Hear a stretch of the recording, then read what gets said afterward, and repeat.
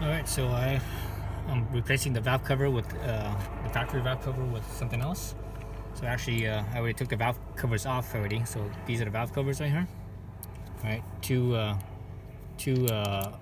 8mm bolts, both top and both the exhaust side here and the intake side.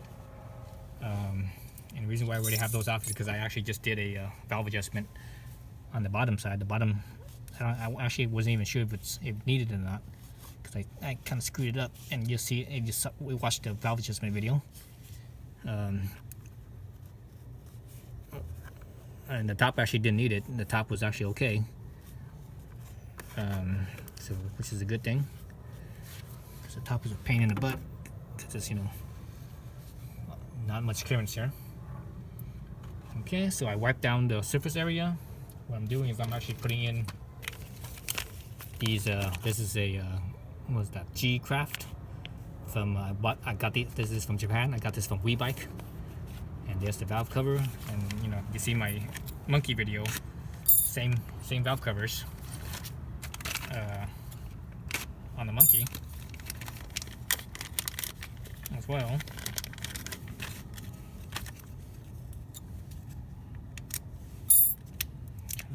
Get them out of the package. They come with two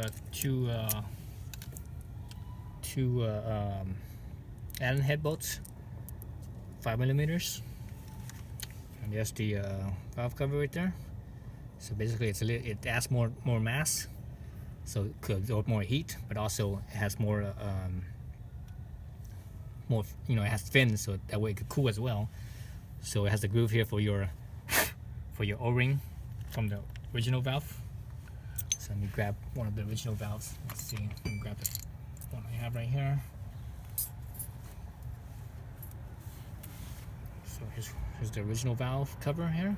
All right. And it works just fine. But I like to ride long distances, and I like to ride hours and hours, all day long basically. So I want some extra cooling, especially during those hot days, summertime. So I don't have anything. Actually, no, I do have something small. So I'm gonna use my little filler gauge here, but normally just get something small and pry this out. Be mindful of the O-ring. Don't cut the O-ring. Don't damage the O-ring here. Pull it out. I just wiped it, so it's pretty clean. So I have the new valve cover here. Put that on. Like so. Alright, so you're good there. Just need to screw on the use the new Allen head bolts. Screw that on. So that's 5mm, like I mentioned earlier. Angle the camera down a little bit. 5mm. The bottom one's easy because no clearance issues. Top one's a little bit tricky because it's very tight space there.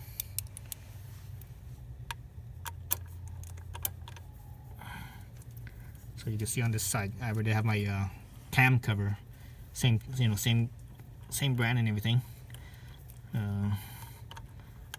in place. You can see that on my other video. I don't know how I did that. That one's a little bit, just a little bit more work, not much. Mainly because there's no clearance for your hands in here.